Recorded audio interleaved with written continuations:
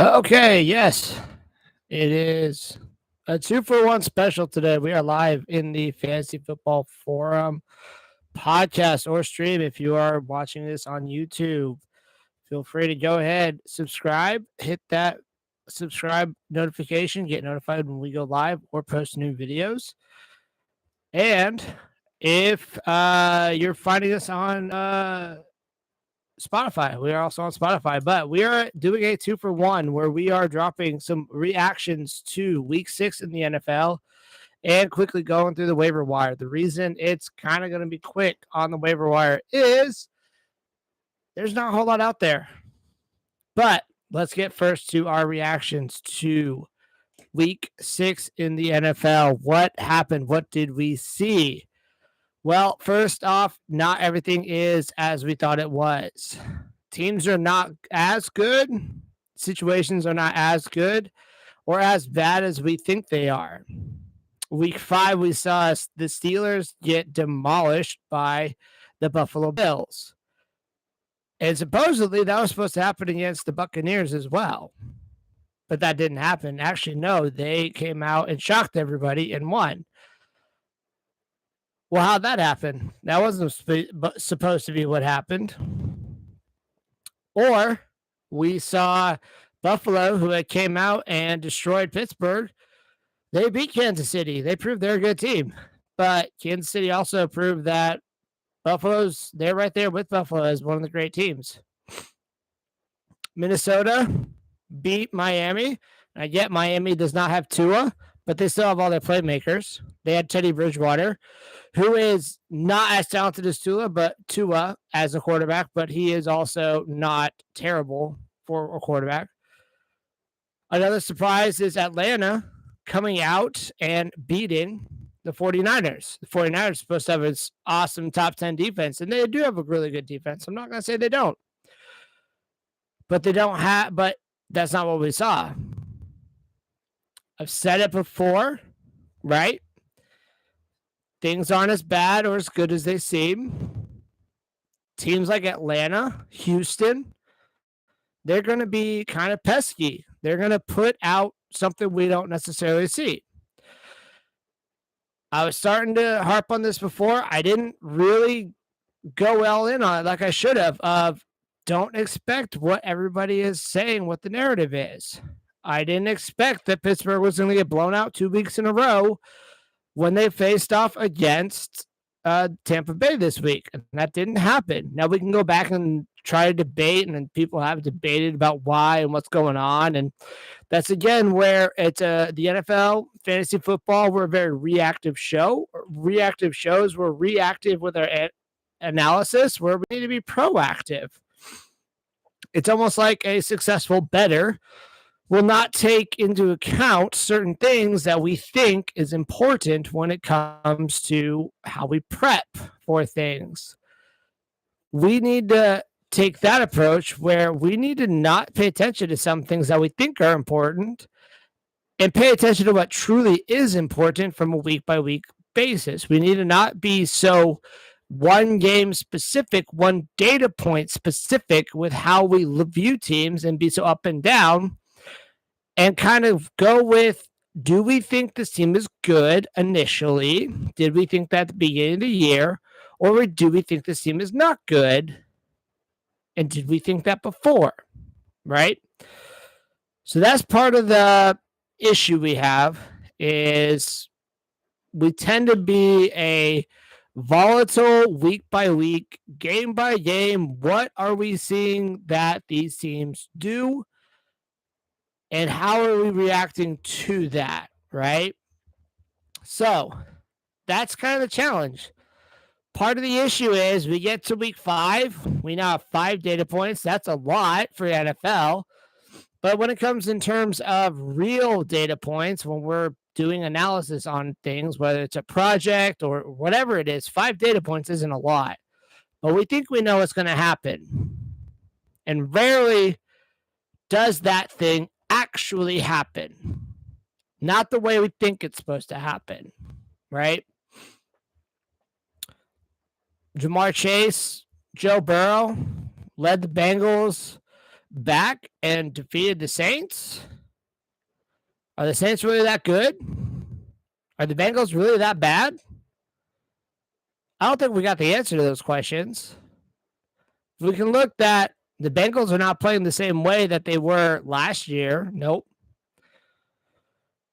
The Saints definitely are not what they were when Sean Payton was coaching them or they had Drew Brees. And yes, I get it's Andy Dalton, it's Taysom Hill, but this looks different. So we really can't be taking, and if we're still taking data points from years prior, we have to stop that. One, we're at 5 points into our analysis for the 2022 season.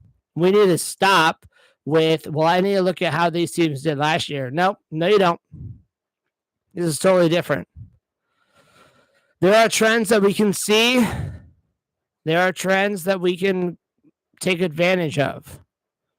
The Cardinals look like a bad team. Yes, they have a few comeback wins. Yes, they have a few come behind wins, but I won't be surprised if the Saints this Thursday night go out and beat Kyler Murray and the Cardinals. Cardinals have lost Marquise Brown, probably for the season. We don't know. We still haven't heard yet as of the time I'm recording this, and I do have Marquise Brown in some of my leagues, and that hurts. He's been a wonderful fantasy football roster asset for teams that he is on. He is definitely a PPR monster when it comes to fantasy football. He is also a real life good football player. Let's not take that into account or out of the equation either. But they had Robbie Anderson. This is a bad move. Yes, you need a wide receiver. And yes, Robbie Anderson provides speed. One, Robbie Anderson will not be the one-for-one replacement for Marquise Brown. He's not the same player. He's not the same caliber of player. He is not going to be the exact replacement. Yes, Arizona gets DeAndre Hopkins back, a 30-year-old wide receiver. And I understand 30 years old is not old. In NFL terms, it's getting older.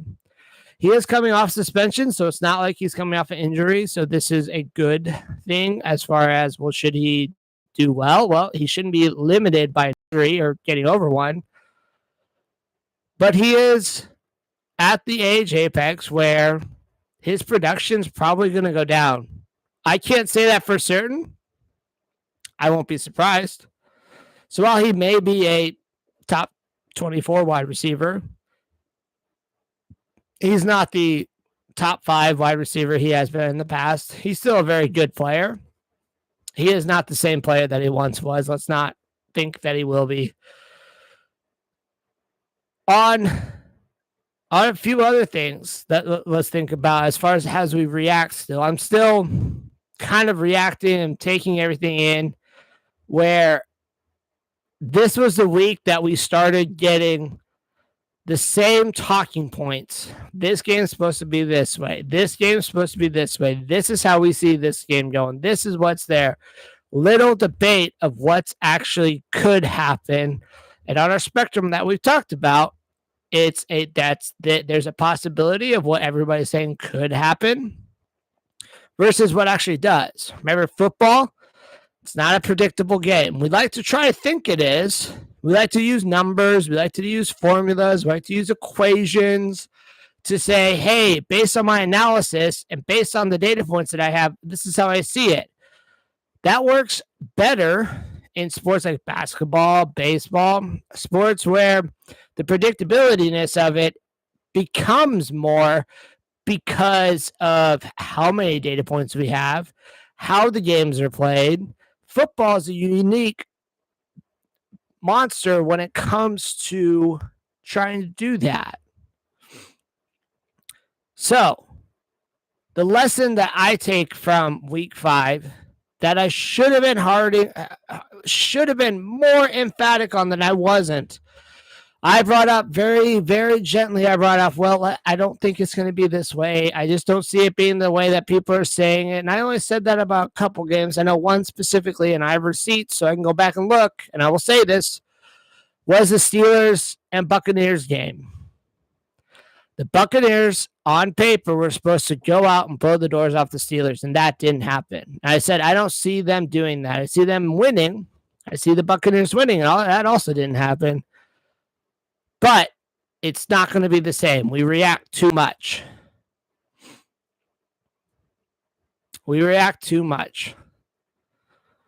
It's now been 5 weeks. And yes, Matt Ryan finally looks like he's a competent quarterback in a Colts jersey after 1 week. I've seen 4 other weeks where he was not. He's been okay. Russell Wilson and the Broncos look like something's wrong, and it's going to go downhill fast. I talked with friends before the season. I said, what happens if the Broncos are 4-4 and the world is coming to an end within that organization? Because this team was supposed to go to the postseason. This team was supposed to dethrone Kansas City. This was one of the best teams. They have a very good defense. They are lost on offense, it appears. It's a coaching problem. It's a Russell Wilson problem. If you look at Russell Wilson, the past offensive coordinators that he's had going back to Seattle, can you name me an offensive coordinator that became a head coach because he coached Russell Wilson? Not in the NFL, there's not. That's a Russell Wilson problem. We didn't want to see it before. We have to start looking with our eyes open at these things. We have to be willing to say, maybe there's something else up that we need to go look at. So, as we go into week 7, I will do better. I will be better at not just looking at things and hearing what's said and whether I agree or disagree, just saying the same old, same old. I will be better. I will do better for that. This audience deserves that. If you're listening right now, I do appreciate it. But I will be better about challenging where I need to more boldly and not just giving, well, this is what could happen. I'm not going to sit here and try to say what game strip's going to happen. We don't know until the game is played. We don't know what's going to happen. We're now getting into the heart of the season. Injuries are rampant. That affects teams in a good or a bad way. Players that start slow, all of a sudden don't become a little slow. We see things change. We have to be ready to say, okay, yes, early on in the change, this is the change we see, and this is what we're seeing.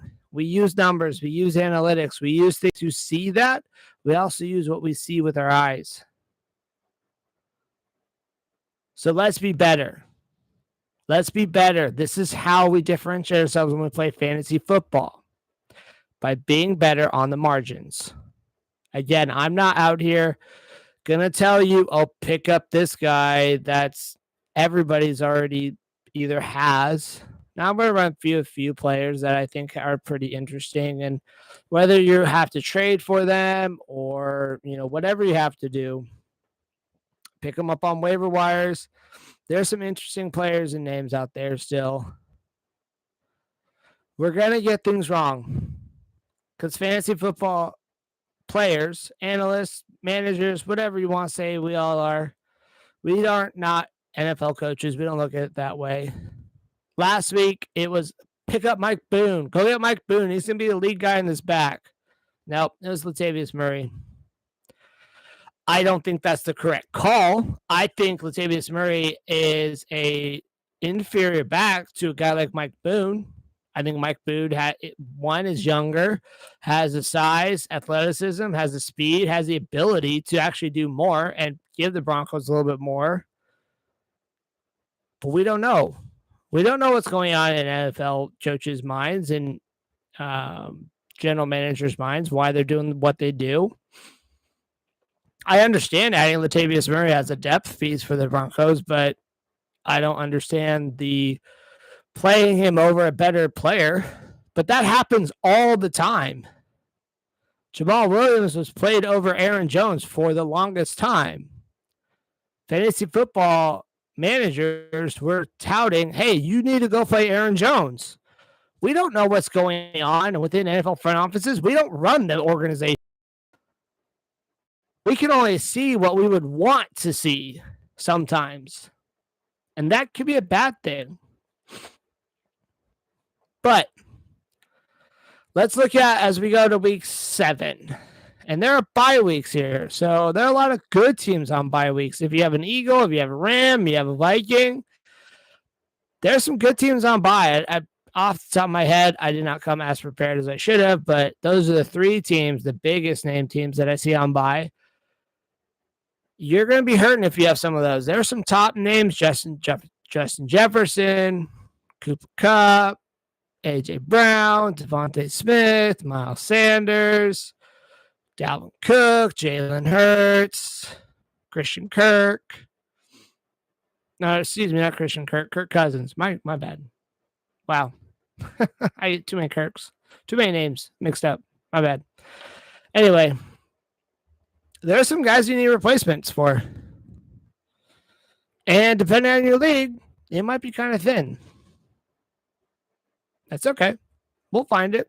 We'll work our way through the waiver wire or players you should try to go get.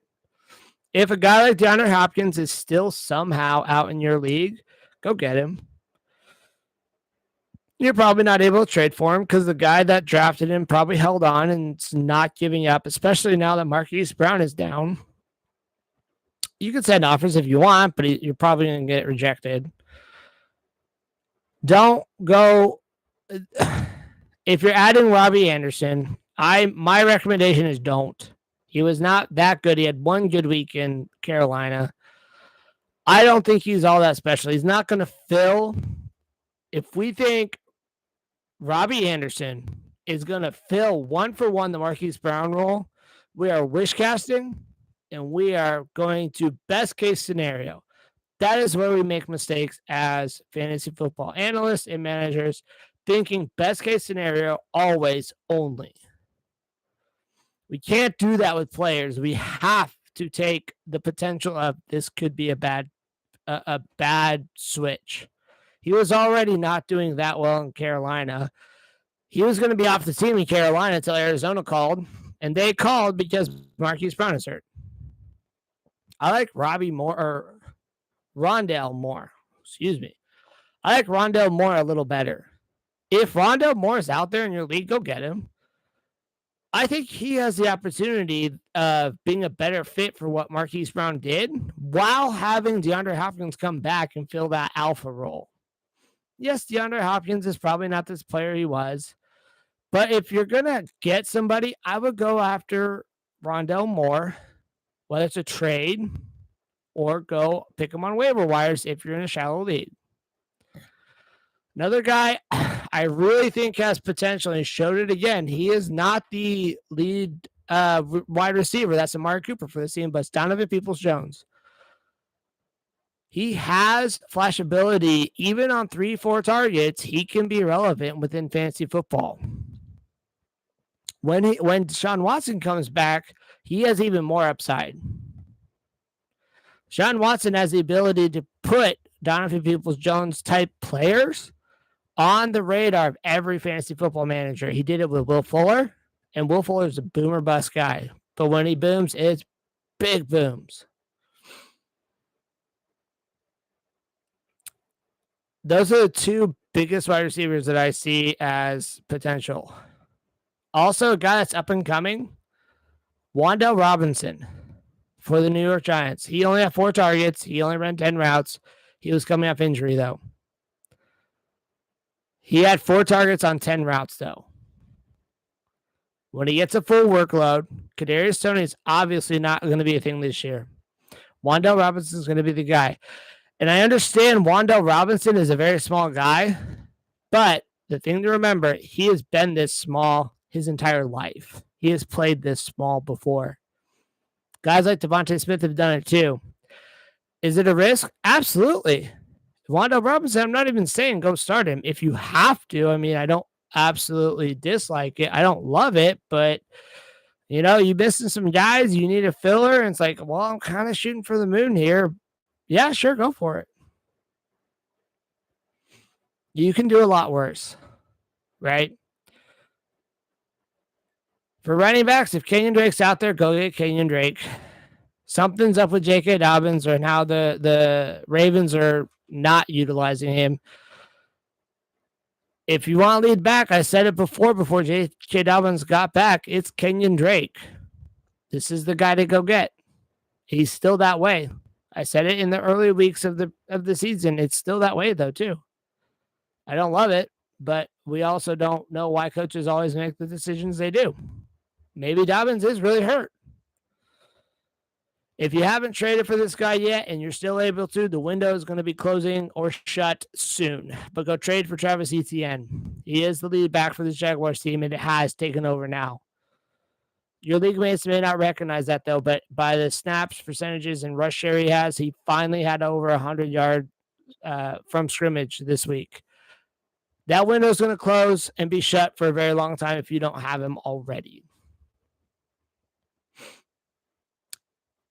Go trade for, if you can, Rashad Bateman.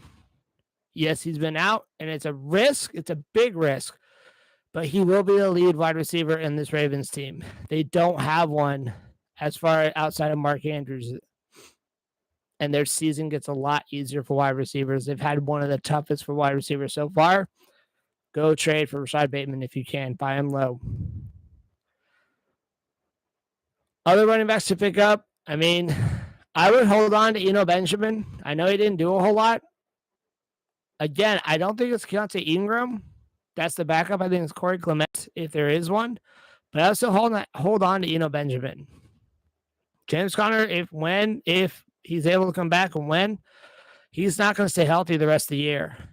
He struggles with being healthy. If you already picked up guys like, Kenneth Walker last week, you're celebrating this. These are good things. That was the week to go spend your fab money on them. Not this week. This week, there's a far fewer options here. If Jerick McKinnon is somehow out in your league, go get him. It's going to be muddy, or it's going to be a muddy backfield. It's going to be, not pretty, but it's a stash. Yeah, it's really a bad week, which is why I was okay finding these two a reaction and a waiver wire show. I'm not even going to tell you roster percentage, guys, because I don't know what your league is. I'm telling you the guys that I think are actually worthwhile to go pick up, right? Not everybody's there. You got to start, though, thinking about when guys are back injured. I'm still going to say if a guy like Jameson Williams for the Lions is out in your league, go get him. Yeah, we don't know when he's going to come back, but if you have an IR spot and it's not being filled, go get him. Put him on there. This is an offense that can score points. Why? Because their defense is atrocious. I had to take a step back on what I thought of the Lions. I thought they were a potential playoff team. Now with that defense, they're not. So if you're looking around, and I'll just kind of peer over here on stuff again. I know Robinson is the best as far as waiver wire pickup for teams this week as far as wide receiver goes.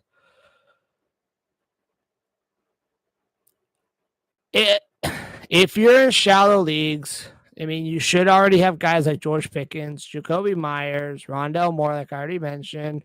Curtis Samuel should still be rostered. Yes, it's a weird situation, and you don't want to have too many Washington players, but you should have that already covered. Guys like, there's a lot of unknown. If DJ Chark's out in your league, go pick him up. We don't know if Amon-Ra St. Brown's healthy again. I would not waste waiver wire pickups on a guy like Devin Duvernay. I talked about go get Bateman. I think Duvernay is a fake wide receiver that has value. I don't think there's a lot of value there. If Joshua Palmer is available, go pick him up. We don't know if Keenan Allen's going to stay healthy or even comes back. He's been able to potentially come back, but we don't know.